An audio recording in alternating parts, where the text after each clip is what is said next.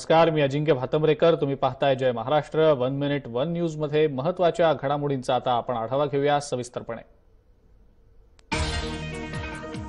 माढामधून भाजपचा उमेदवार कोण असेल हा प्रश्न आता अखेर सुटलाय. भाजपाकडून रणजितसिंह नाईक निंबाळकर यांना उमेदवारी जाहीर करण्यात आलेली आहे.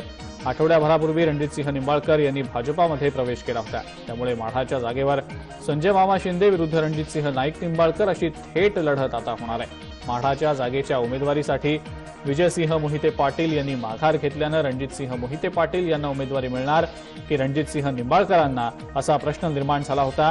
मात्र अखेरीस रणजितसिंह नाईक निंबाळकर यांच्या नावावर शिक्कामोर्तब झालेला आहे. संजय मामा शिंदे यांच्या विरोधात माझी लढत नाहीये. मी मागे त्याची कल्पना दिली आपल्याला. कारण संजय मामा हे पवार साहेब गेल्यानंतर उमेदवार राष्ट्रवादीला पाहिजे म्हणून एक पर्याय म्हणून तिथे गेलेला आहे. आमची लढत ही सगळ्यांची मिळून समविचारी आघाडीची आमची लढत होती की ती डायरेक्ट पवार साहेबांची होती. आजही त्यांच्या बरोबरच असणार. हे मुख्यमंत्र्यांनी तर जाहीर भाषणातच शब्द दिला आहे की दोन्ही रणजितसिंहांच्या जी मागणी आहे त्याच्याकडे आम्ही पूर्तता करू. तो शब्द जाहीर दिलेला मीडियावर अवेलेबल आहे. आता मताची आकडेवारी आणि कॅल्क्युलेशन्स हे मांडायला अर्थतज्ञच पाहिजे. काँग्रेसकडून पुणे लोकसभा मतदारसंघातला उमेदवार कोण हे अद्याप ठरलेलं नाही. तिसऱ्या टप्प्यातल्या उमेदवारी अर्ज भरायला सुरुवात होऊनही काँग्रेसचा अद्याप उमेदवारच न ठरल्यानं मोठा गोंधळ उडालेला आहे. काँग्रेसचा पुण्यातला उमेदवार जाहीर होण्यास वेळ लागत असला तरी जेव्हा हा उमेदवार जाहीर होईल तेव्हा त्याच जोमानं काम सुरू करू अशी प्रतिक्रिया अजित पवारांनी दिलेली आहे. माढामधून संजय शिंदे मोठ्या मतांनी विजयी होतील अशी प्रतिक्रिया अजित पवारांनी दिलेली आहे. पृथ्वीराज चव्हाणांनी देखील आपण पुण्यात लढणार नसल्याचं स्पष्ट केलंय. तर पुण्याच्या जागेबाबत राहुल गांधी जो निर्णय घेतील तो आम्हाला मान्य असेल अशी प्रतिक्रिया हर्षवर्धन पाटलांनी दिलेली आहे.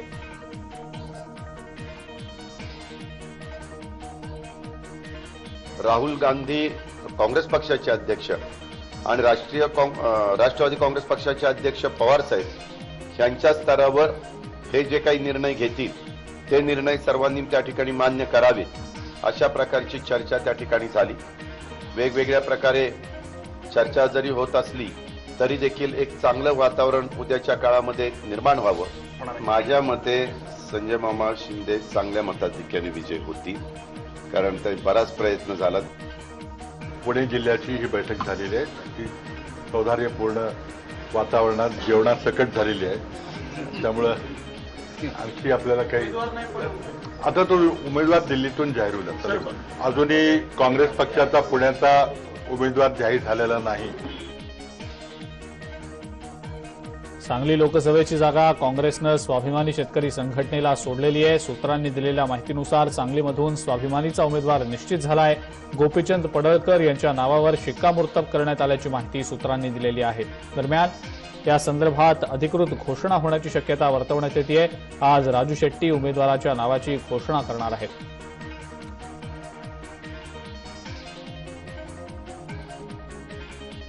उस्मानाबादेत शिवसेनेतली बंडखोरी अखेर संपलेली आहे. बसवराज वनगाळेंनी आपला उमेदवारी अर्ज मागे घेतलेला आहे. रवींद्र गायकवाड यांना उमेदवारी नाकारल्यानं वरनाळेंनी बंडखोरी केली होती. पण अखेर पक्षाचा आदेश महत्वाचा अशी भूमिका खासदार रवींद्र गायकवाड यांनी घेतलेली आहे. आणि आता ओमराजे निंबाळकर हे उस्मानाबादमध्ये शिवसेनेचे उमेदवार असतील.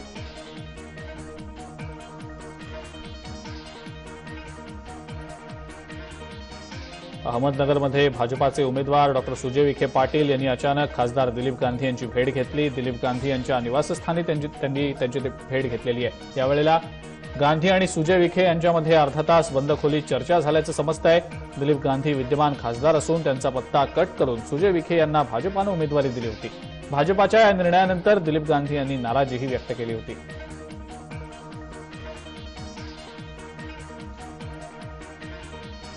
हातकणंगले मतदारसंघातनं शिवसेनेकडून धैर्यशील माने यांनी आपला उमेदवारी अर्ज दाखल केलेला आहे. 12 बलुतेदारांना घेऊन ट्रॅक्टरमधून येऊन त्यांनी अर्ज भरला. यावेळेला महसूल मंत्री चंद्रकांत पाटील, परिवहन मंत्री दिवाकर रावते, कृषी राज्यमंत्री सदाभाऊ खोत यांच्यासह सेना भाजपचे नेते उपस्थित होते. शेट्टींनी काल बैलगाडीतनं अर्ज दाखल केल्यानंतर आम्हीही शेतकऱ्यांची पोरं आहोत त्यामुळे ट्रॅक्टरमधून अर्ज दाखल करायला आल्याचं महसूल मंत्री चंद्रकांत पाटील यांनी स्पष्ट केलं. सदाभाऊ खोत यांनी देखील शेट्टींवर निशाणा साधला.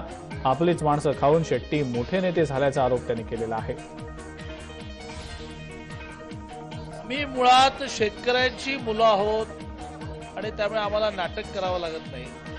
आमच्या शेतावर आम्ही ट्रॅक्टरवर शेती करतो, जरा छोटी शेती असल्यामुळे बैलाच्या साहाय्याने करतो आणि त्यामुळे आमचं जे आहे ते स्वाभाविक आहे. राजू शेट्टींनी अनेक वर्ष शेतकऱ्यांच्या प्रश्नांना घेऊन जी चळवळ चालवली त्या चळवळीतून आता ते बेरोजगार होतील याचं कारण शेतकऱ्यांचे प्रश्न आता शिल्लक राहिले नाहीत. जे शिल्लक आहे ते सरकार स्वतःहून सोडवत आहे. भाजप शिवसेना महायुती या राज्यामध्ये झालेली आहे आणि महायुतीच्या माध्यमातून शिवसेनेच्या वतीनं धैर्यशील माने यांचा या ठिकाणी आम्ही आज अर्ज दाखल करत आहोत आणि निश्चितपणानं राज्य आणि केंद्र सरकारनं गेल्या 5 वर्षामध्ये जनतेसाठी केलेली विकासाची कामं आणि तळागाळातल्या माणसाला डोळ्यासमोर ठेवून खऱ्या अर्थानं सत्ता हे सर्वसामान्य जनतेचं सेवेचं साधन मानून या ठिकाणी या 5 वर्षामध्ये राज्याचे मुख्यमंत्री देवेंद्र फडणवीस जे असतील नाही तर नरेंद्र मोदी असतील यांनी काम केलेलं आहे. कोल्हापूर लोकसभा मतदारसंघातील वाद सोडवण्यासाठी काँग्रेस राष्ट्रवादी आघाडी करून प्रयत्न होताना दिसत आहेत. काँग्रेस आमदार सतेज पाटील आणि खासदार धनंजय महाडिक यांच्यातील वाद सोडवण्यासाठी आता शरद पवार पुढाकार घेणार आहेत. शरद पवार मंगळवारी कोल्हापुरात दाखल होणार आहेत. राष्ट्रवादी काँग्रेसकडून कोल्हापूर लोकसभा मतदारसंघासाठी पुन्हा एकदा विद्यमान खासदार धनंजय महाडिक यांनाच उमेदवारी जाहीर झालेली आहे. मात्र धनंजय महाडिक यांना कोणत्याही परिस्थितीत मदत करणार नाही अशी भूमिका घेतलेले काँग्रेस आमदार सतेज पाटील यांच्यामुळे आघाडीत बिघाडी होण्याची स्थिती निर्माण झालेली आहे. आता शरद पवार या दोघांमधला वाद मिटवतील का याकडे सगळ्यांचंच लक्ष लागलेलं आहे.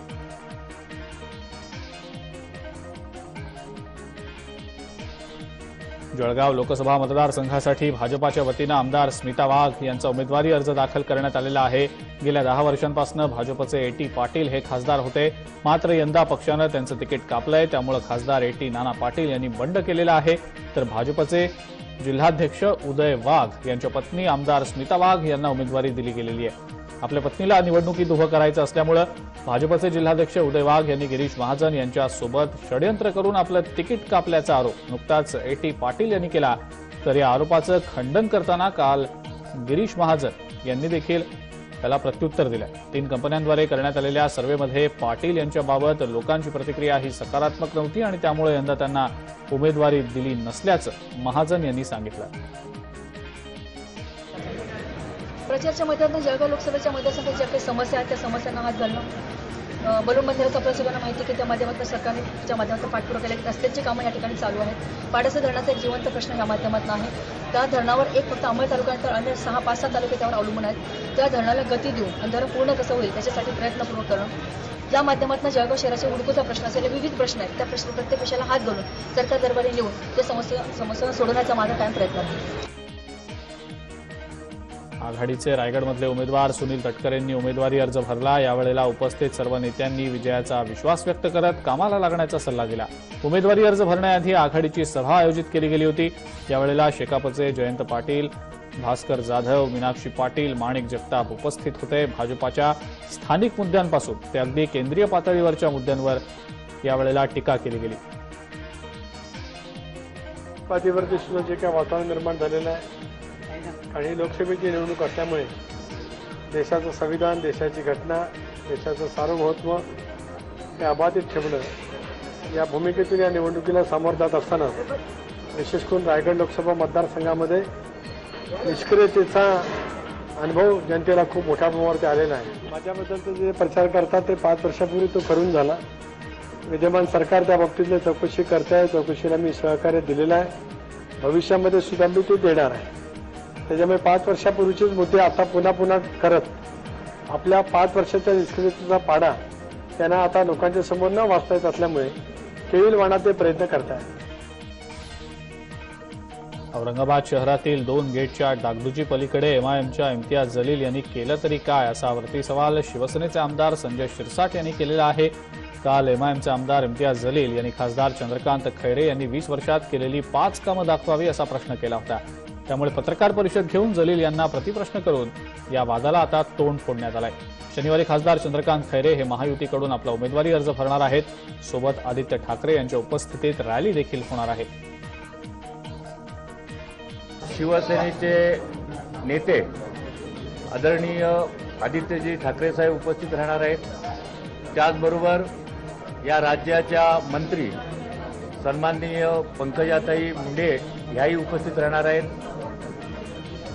भारतीय जनता पक्षाची स्थानिक लेवलचे पदाधिकारी, आरपीआयचे पदाधिकारी आणि आम्ही सर्व मंडळी उद्या 11 वाजता फॉर्म भरणार आहोत आणि एक साधारण सभा होणार आहे आणि एक रॅली निघणार आहे। इम्तियाज जलीलला या शहरात येऊन 5 वर्ष झालेली। मुळात पुण्यातला असलेला हा माणूस या शहरात आलेला आहे। आमदार असताना एक जी निवडणूक आपण लढतोय त्यावेळेला त्या माणसाने आपण केलेली कामं ही लोकांना सांगायची असतात। माझा प्रश्न साधा आहे की इम्तियाज जलीलनी 4.5 वर्षामध्ये त्याच्या मतदारसंघामध्ये केलेली ठळक 5 कामे सांगावी। 2 गेटचे कामं गेले, जे ऐतिहासिक गेट आहे ते पडायला लागले होते त्याचे कामं केले, याचा अर्थ मतदारसंघाचा विकास होत नाही।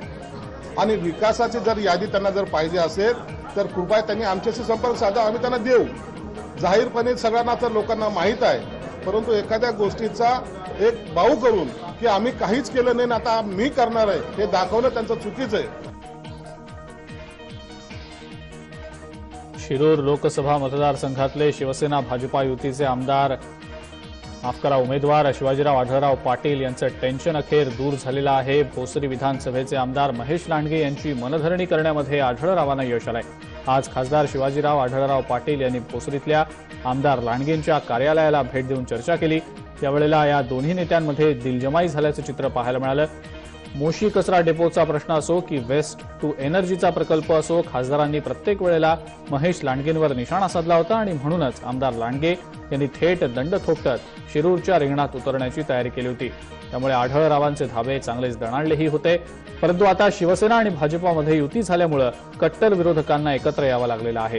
लांडगे प्रचारात सक्रिय होत नसल्यामुळे आढळरावांच्या अडचणी वाढण्याची शक्यता निर्माण झाली होती। म्हणूनच त्यांनी बॅकफूटवर जात लांडगे यांची मनधरणी केल्याचं समजत आहे।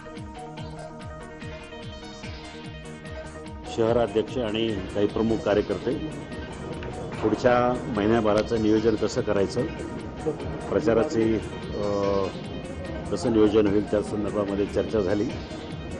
म्हणणं नक्कीच ऐकून घेतलं आणि त्या संदर्भामध्ये मी पक्षप्रमुखाशी चर्चा करेन आणि आम्ही सर्वजण या वेळेला एकत्रित राहू। या देशामध्ये पुन्हा नरेंद्रभाई मोदी यांनी पंतप्रधान व्हावं आणि एक देश सुरक्षित राहावा या दृष्टीने आमच्या सगळ्या कार्यकर्त्यांची ती भूमिका होती। युती झाल्यामुळं आम्ही युतीचा धर्म पाळणार होतो। पहिल्यापासून आमची जी चर्चा आहे आमच्या नगरसेवकांना, नाराजी अशी कुठली नव्हती। आता काही गोष्टी ज्या क्लिअर करायच्या होत्या त्या आमचे पक्षाध्यक्ष आम्ही सगळेजण बसलो होतो आणि त्याच्यामुळे आता ते क्लिअर झालं।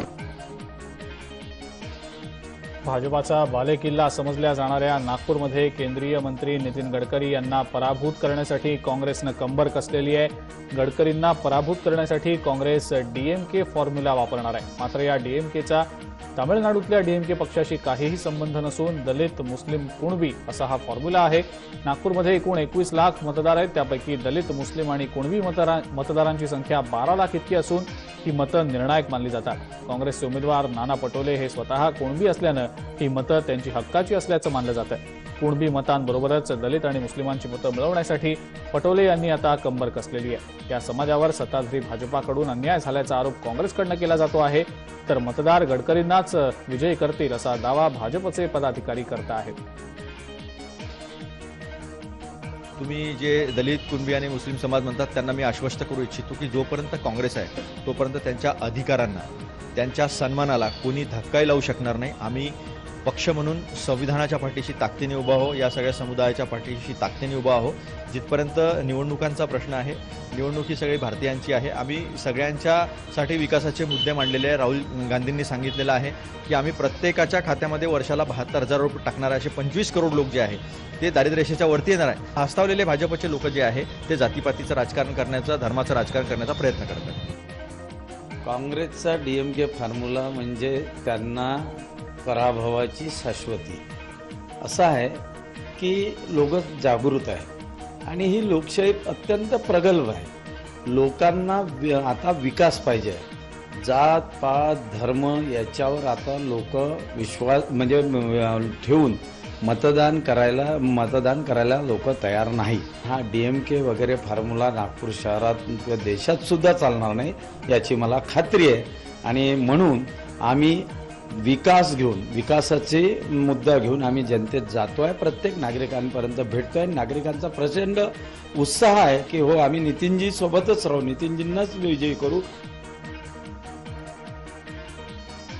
दलित पॅन्थरच्या अध्यक्षा आणि दिवंगत नेते नामदेव ढसाळ यांच्या पत्नी मल्लिका अमर शेख यांनी आज मातोश्रीवर शिवसेना पक्षप्रमुख उद्धव ठाकरेंची भेट घेतली. दलित पॅन्थरनं शिवसेनेला पाठिंबा दिलेला आहे. दक्षिण मध्य मुंबईचे शिवसेना भाजपा युतीचे उमेदवार राहुल शेवाळेंनी ही भेट घडवून आणली. यावेळेला निवडणुकांमध्ये शिवसेनेचा प्रचार करणार असल्याची माहिती मल्लिका अमर शेख यांनी दिलेली आहे. दलित पॅन्थरच्या राष्ट्रीय अध्यक्ष आमच्या वहिनी आज या ठिकाणी शिवसेना पक्षप्रमुख उद्धवजींना भेटण्यासाठी या ठिकाणी आज आल्या होत्या आणि त्यांनी नामदेव ढसाळ साहेबांनी जसं बाळासाहेबांशी त्यांचे संबंध होते आणि एक शिवशक्ती आणि भीमशक्ती त्यावेळी ढसाळ साहेबांनी जी बाळासाहेबांच्या सोबत एक नातं जोडलं होतं, त्याच नात्याची परंपरा पुढे चालू ठेवत वहिनींनी आज शिवसेनेला पाठिंबा घोषित करण्याकरता आज शिवसेना पक्षप्रमुख उद्धवजींची भेट घेऊन तो पाठिंबा घोषित केलेला आहे. आणि जे जुनं दलित पॅन्थरबरोबर शिवसेनेचं एक नातं होतं त्याचीच परंपरा आता ह्या लोकसभेच्या निवडणुकीच्या माध्यमातून आपल्याला सर्वांना दिसून येईल. भाजपाचे राष्ट्रीय अध्यक्ष अमित शहा शनिवारी अहमदाबादच्या गांधीनगरमधून लोकसभेचा आपला उमेदवारी अर्ज भरणार आहेत. पहिल्यांदाच लोकसभा निवडणूक लढवणाऱ्या अमित शहा यांनी आपला उमेदवारी अर्ज भरताना शिवसेना पक्षप्रमुख उद्धव ठाकरे यांनी उपस्थित राहावं अशी इच्छा व्यक्त केल्यानंतर त्यांच्या निमंत्रणावरनं उद्धव ठाकरे शनिवारी गांधीनगरमध्ये हजर राहणार आहेत. राज्यात शिवसेना आणि भाजपा यांच्या युतीचं सरकार असलं तरी या दोन्ही पक्षात मोठ्या प्रमाणावर शीतयुद्ध सुरू होतं. मुख्यमंत्री देवेंद्र फडणवीस हे त्यांच्या परीनं शिवसेना नेतृत्वाला खुश ठेवण्यासाठी प्रयत्न करत असले तरीही शिवसेना आणि भाजपा यांच्यामध्ये सातत्यानं खटके उडत होते. मात्र लोकसभा निवडणुकीच्या तोंडावर काँग्रेस राष्ट्रवादीची सत्ता येऊ नये यासाठी उद्धव ठाकरेंनी सर्वसामान्यांचे प्रश्न मार्गी लावण्याच्या अटीवर भाजपासोबत युती केली. शिवसेना आणि भाजपाला एकत्र आणण्यात अमित शहा यांनी मोठी जबाबदारी बजावली. एनडीएमध्ये शिवसेनेला विशेष महत्त्व असून या पक्षाचे प्रमुख सोबत आहेत हा संदेश देशपातळीवर देण्याचा प्रयत्न यातून देण्यात आल्याचं समजतं आहे.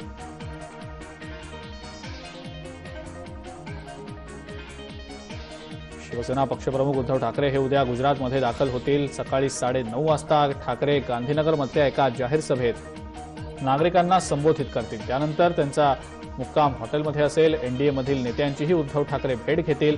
दुपारी 1 वाजता अमित शहा आपला उमेदवारी अर्ज दाखल करणार आहेत आणि त्याच वेळेला उद्धव ठाकरे त्यांच्यासोबत उपस्थित असतील. या कार्यक्रमानंतर संध्याकाळी 4 वाजता उद्धव ठाकरे मुंबईला परतणार आहेत.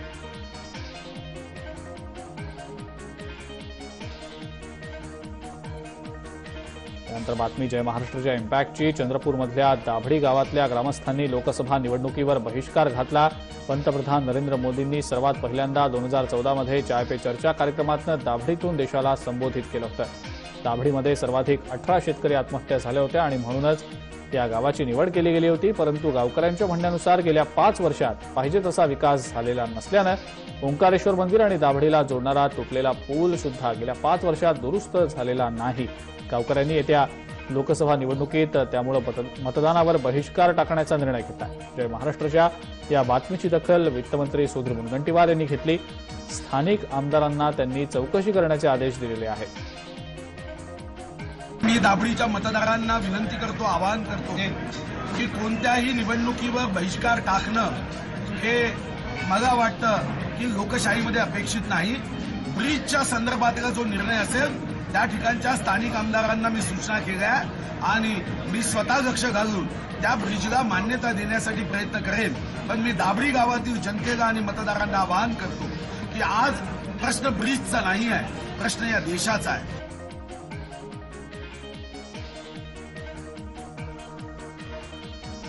राज्यात मार्च महिन्यातच उन्हाची लाट आलेली आहे. उन्हाळ्यामुळे नागरिक हैराण झालेले आहेत. नाशिकमध्ये पारा 40 अंशांवर गेलाय. उन्हापासून संरक्षण करण्यासाठी नागरिक टोपी आणि गॉगलचा वापर करतात. दुसरीकडे मालेगावमध्ये तापमान 42 अंशांवर आहे. महाराष्ट्रात सध्या मालेगावमधलं तापमान दुसऱ्या क्रमांकावर आहे. उन्हामुळे दुपारी 12 ते 4 दरम्यान नागरिक घरात राहणंच पसंत करतायत. उन्हात घरातनं बाहेर पडताना योग्य ती काळजी घेऊन बाहेर पडावं असं आवाहन डॉक्टर करतायत. मार्चमध्येच जर अशी अवस्था असेल तर मे महिन्यात काय होणार असा सवाल आता नागरिक विचारतायत. मेट्रोच्या भुयारी मार्गासाठी स्वारगेट जवळच्या राजर्षी शाहू महाराज बस स्थानकाच्या समोरच्या बाजूला काम सुरू होतं. यावेळेला तिथं एक भुयारी मार्ग सापडलाय. जमिनीत 12 ते 15 फुटांवर हे भुयार आढळून आलेलं असून ही भुयारं नेमकी केव्हा बांधण्यात आली याबद्दलची माहिती मिळालेली नाही. पायलिंग मशीनच्या सहाय्यानं जमिनीमध्ये खड्डा घेण्याचं काम सुरू असताना बस स्थानकाच्या बाजूची जमीन खचली. त्या ठिकाणी सुमारे 8 ते 10 फुटांचा खड्डा पडला. त्यानंतर समांतर बाजूला दुसरा खड्डा घेतला असता तिथली जमीन देखील खचली. मेट्रोच्या अधिकाऱ्यांनी या खड्ड्यामध्ये उतरून पाहणी केली असता या खड्ड्यामधून पूर्व आणि पश्चिम दिशेसह उत्तरेकडे हे भुयार जात असल्याचं आढळून आलं. यापूर्वी पुण्यातल्या सावित्रीबाई फुले पुणे विद्यापीठातही ब्रिटिशकालीन भुयारी मार्ग सापडला होता. विद्यापीठाच्या मुख्य इमारतीत हा भुयारी मार्ग सापडला होता.